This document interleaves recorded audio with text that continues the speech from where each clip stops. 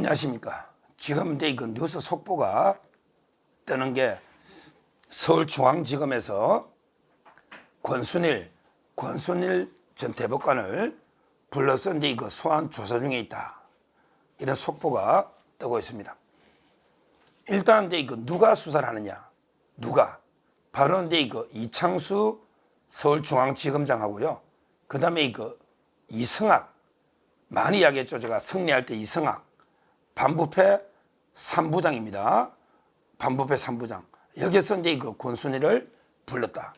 이미 부패 범죄로 보고 있는 거죠. 단순하게 변호사법 위반이 아닙니다. 이승학은 이제 그 전주지검에 3부장 할 때 이창수 지검장하고 호흡을 맞춰가지고 문재인 가족 서창호 수사를 무자비하게 원칙대로 수사한 이런 데 검사인데, 이창수 중앙지검장이 서울로 오면서 반드시 꼭 데려가야 되겠다. 이렇게 데려온 게 이승학이고, 그 위에 모든 특수 1, 2, 3부를 총괄하는 조상원. 이분도 그 이승학의 성남지청장 할 때 차장, 오른팔 왼팔입니다. 결국은 이제 그 라인은 이창수 중앙지검장, 그리고 이제 그 4차장, 이게 오른팔이죠. 조상원. 그 다음에 그 왼팔 이승학. 전부 그 이창수의 오른팔 왼팔 핵심 라인이다. 정리하면 이제 그 서울중앙지검장 이창수, 그 다음에 특수 1, 2, 3부 총괄하는 4차장, 근데 그 조상원, 그리고 이제 그 중에 3부 이승학, 이 부장이 지금 권순일을 조사하고 있습니다. 원래는 이제 이 사건이 특수 1부 반부패 일부의 강백신 검사가 하다가, 강백신 검사는 이제 그 성남지청의 차장으로 이재명을 이게 정자동 판교 힐튼 호텔을 잡아라 이런 데 특명을 받고, 그런데 성남지청에서 처리합니다. 이제 서울이나 수원을 안 보내요. 이재명의 판교 정자동 힐튼 호텔은 성남지청에서 직접 영장 치고 기소해라. 이게 특명이죠. 강백신 검사가 옮기고 이 사건을 반부패 3부로 가져가서 이창수 검사장이 직접 이제 그 수사에 관여하는, 그래서 이제 그 3부에서 소환하고 있다. 일단 수사의 주체는 3명이다.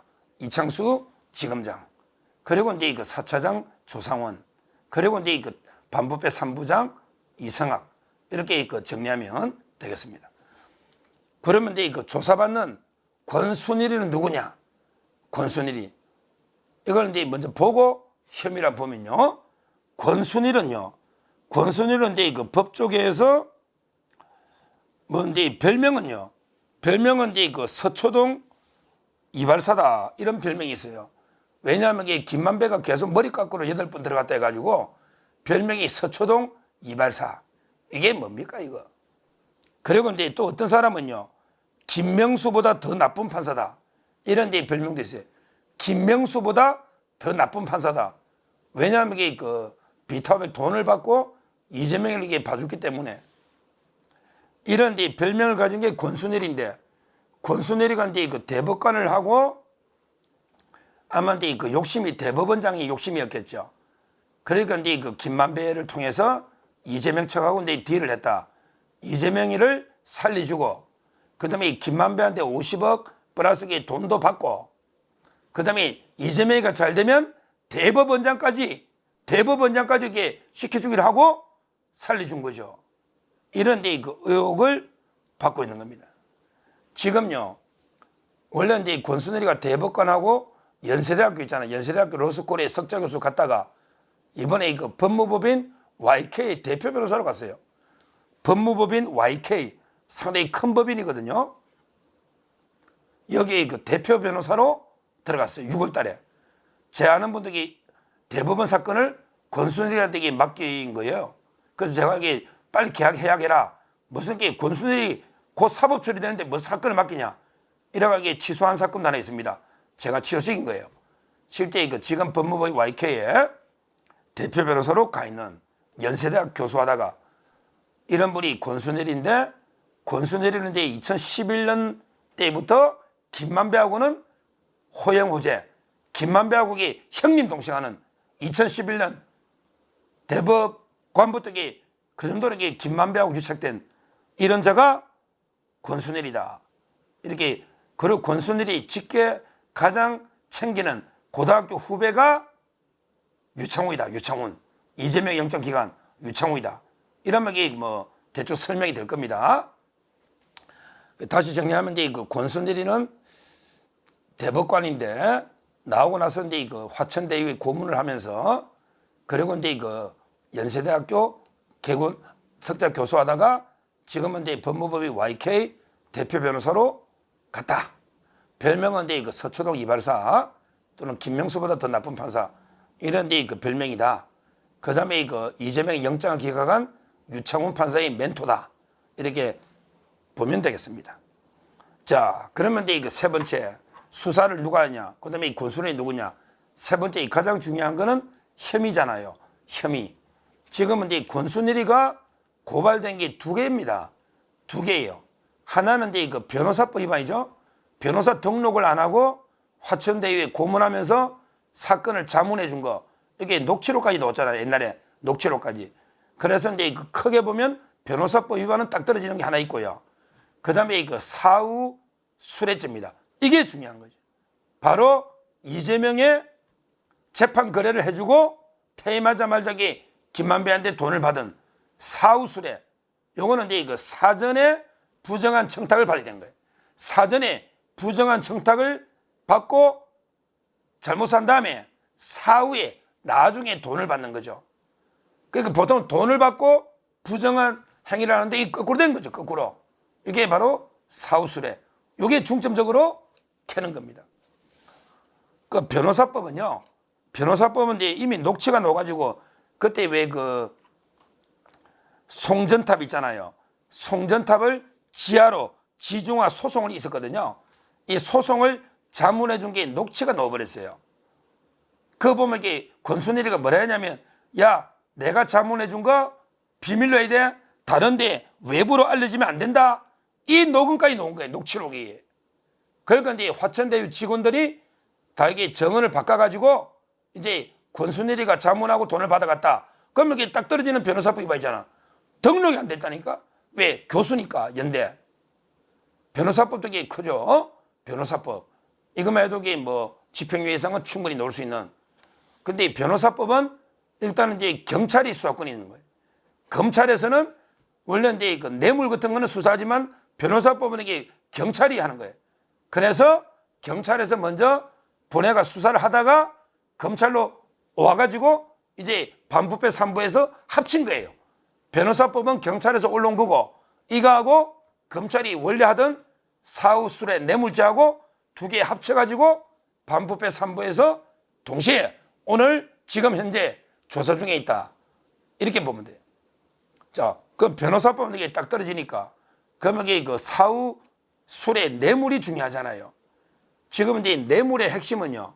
결국 이제 그 재판 거래를 밝히느냐 못 밝히냐 이게 핵심입니다.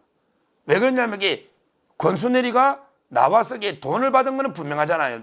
돈을 받은 거는 분명하잖아요. 왜 그러냐면 이게 화천대유에서 연봉을 2억 4천 계약한 거예요. 그 중에 1억 5천을 받아간 거예요. 계약은 2억 4천인데 한 10개월 정도 1억 5천을 받아가고 그 다음에 한 달에 680만 원씩 차량 유지비를 받아간 거예요. 따라서 이제 그 술에 돈을 받아간 거는 명백한데 그러면 이 핵심은 재판 거래가 있으냐 없으냐. 이재명이 이게 핵심이잖아요. 자, 이제부터 중요한데 저는 권순일이가 김만배 통해서 그 다음에 정진상이 이재명 측과 재판 거래가 있었다. 이렇게 저는 보고 있습니다. 그 이유는요. 이유를 제가 몇 가지를 대보면요. 이유를 이제 대보면 크게 네 가지입니다. 재판 거래의 증거 네 가지입니다. 자, 첫째, 방문 시기입니다. 김만배가 대법원을 방문한 시기입니다. 머리 깎으러 갔다는데 그게 아니에요. 김만배가 2011년부터 형 동생 했는데 2011년부터 권순일이하고 형 동생을 했는데 그동안 취임 이후부터 2014년 취임했잖아요. 권순일이가 대법관이 6년이거든요. 취임하고 나서 2019년까지 거의 5년 동안요. 한 번도 김만배가 단독으로 권순일 찾아간 적이 없어요. 그렇죠. 아무리 형동생을 해도 저도 이게 형동생하는 대법관이 있습니다. 우리 고향 선배, 합천 선배들 얼마 전까지 대법관 했잖아요. 근데 한 번도 찾아가지 못했어요. 못 갑니다. 그런데 갑자기 이재명이 사건이 대법원에 딱 온 날부터 몇 개월 동안에 8번을 찾아갔다. 야, 이게 의심스럽죠? 아니, 대법관 5년 동안 한 번도 안 가다가 이재명 사건이 딱 대법원 오니까 5개월 동안에 3월달부터 2020년 3월부터 8월까지 5개월 동안에 8번을 찾아갔다. 근데 8번을 머리 깎으러 가려면 이게 규칙적으로 간 게 아니고 언제 갔느냐? 이재명 사건이 대법원에 전화배째 부여된 다음 날, 즉 2020년 6월 16일이고요. 그 다음에 이재명이가 이기고 난 다음 날 2020년 7월 17일이고요. 이런 식으로 고비마다 이재명 재판이 부에서 만장일치가 안 되니까 전화배치 간다. 그 다음날 비타오백 들고 가고 또 이재명이가 승소해서 무죄로 파기환송 그때 그 다음날 또 이게 찾아갔단 말이에요. 이게 우연일까요? 이게 머리로 깎으러 갔다고 보입니까? 한 번도 몇 년 안 가다가 이재명 사건을 8번을 갔는데 자기는 머리 깎으러 갔다 하지만 전부 이재명의 판결에 굽이 제일 중요한 타이밍 다음 날에 갔다. 이거야말로 뻔한 거 아닙니까? 방문식이. 이게 첫째 이유입니다. 이걸 이게 어떻게 설명할 거냐. 자, 그 다음에 두 번째, 방문시의 소지품입니다. 방문시의 소지품을 왜 비타오백을 박스채로 들고 갈까? 아니, 김만배 씨 그거나 물어보자고. 옛날에 제가 물어본 것 같은데, 그 재판 같이 할 때, 왜 머리 깎으러 왔는데 비타오백 가져갑니까? 뭐 이발사들한테 뭐 비타오백 하십니까? 아니, 머리 깎으러 왔는데 왜 비타오백을 들고 가느냐고요? 아니면 이게 권순일이 만나러 갔는데 진짜 비타오백을 들고 가면 요거도 먹습니다. 그 제일 법조 기자가 알잖아. 냉장고 안에 음료수가 꽉 차 있는데 비타오백 어디 넣어놨습니까? 대법관한테 진짜 비타오백 들고 가면 주고 요거도 먹어요. 보통 외관상은 비타오백이라도 그 안에 뭐가 들었는지 어떻게 하느냐 이거죠. 의심이 가잖아요. 특히 머리 깎으러 갔다면서 왜 비타오백 들고 가느냐고. 머리 깎으면서. 이 소지품이 의심이 간다는 거죠. 자, 그 다음에 세 번째요. 중요한 게 관련자들이 정언과 녹취가 너무 많아. 우리 정영학 녹취록에 보면 김만배 씨 당신이 권순을 통해서 이재명을 구해줬다고 말한 게 엄청나게 나오잖아요. 유동규 씨도 다 들었고 나무기도 들었고 정영학이 녹취록도 다 나오잖아. 대장동의 모든 관계자들이 김만배 씨 당신이 권순을 통해서 이재명이 구해줬다. 이걸 다 정언하고 있고 녹취가 있잖아요. 왜 말을 바꿉니까? 그때는 그럼 과시한 겁니까? 거짓말로? 전부 이게 정언과 녹취가 다 있잖아요. 이게 세 번째 이유입니다. 그리고 이제 네 번째 중요한 게 연구관들 보고서입니다. 원래 대법관들이 자기들이 판결 쓰는 게 아니에요. 밑에 재판 연구관들이 기각이다, 파기환송이다 써오잖아요.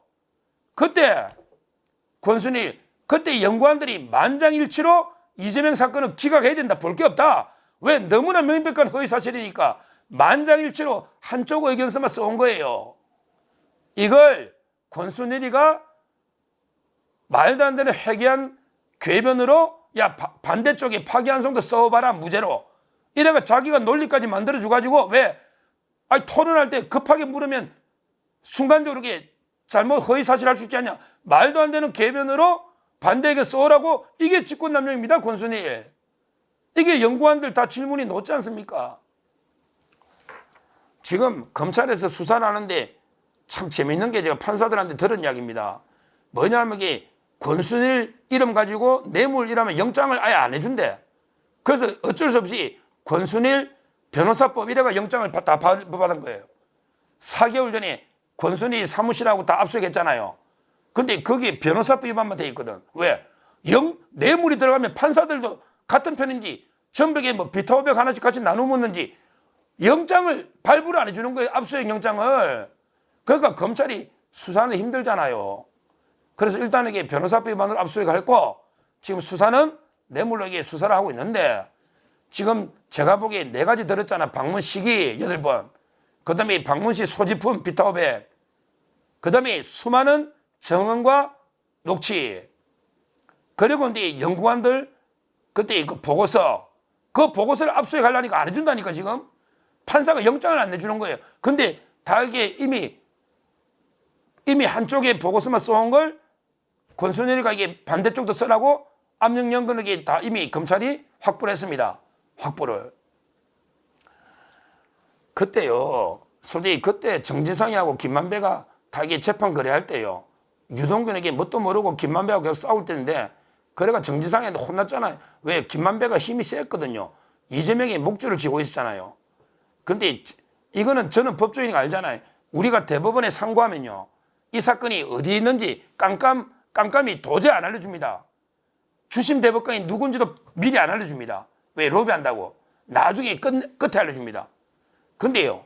그때 김만배는 이 사건이 지금 현재 연구관 누가 들고 있는데 현재 지금 몇 대 몇이더라. 요거는 이게 언제 며칠 뒤에 전화배치 간다더라. 어느 대법관이 찬성하고 어느 대법관이 반대한다더라. 이걸 다 알려가지고 이재명 측에 정지상이 통해서 알려주니 이재명이도 깜짝 놀라잖아요. 이재명이도 변호사 아닙니까? 이거는 내통 안 하고는 알 수가 없는 거거든요.